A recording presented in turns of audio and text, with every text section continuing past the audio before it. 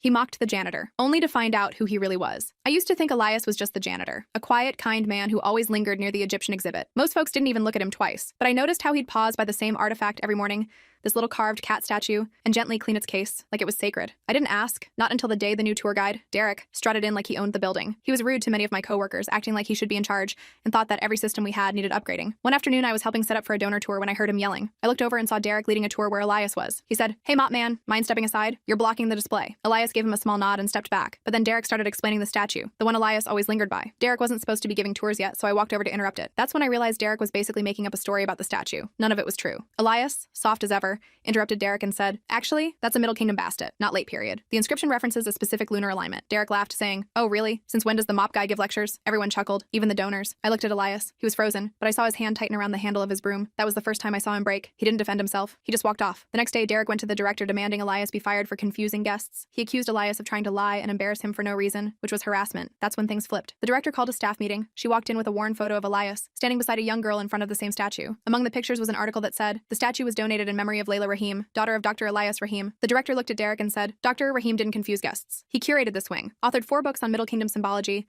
and lectured at Yale before his daughter was killed in a car accident on the way to one of his lectures. Since then, he's chosen a simpler life. But make no mistake, he's done more for this museum than any of you ever will. And if any of you disrespect him, they'll answer to me." Derek turned pale and was fired on the spot. I found Elias later, alone again by the statue. I asked him why he never said anything. He just looked at me and whispered, "Because I never wanted my name to matter more than hers again." Every morning now, I watch Elias clean off the case for the statue, and I can't help but think about everything he has gone through and accomplished.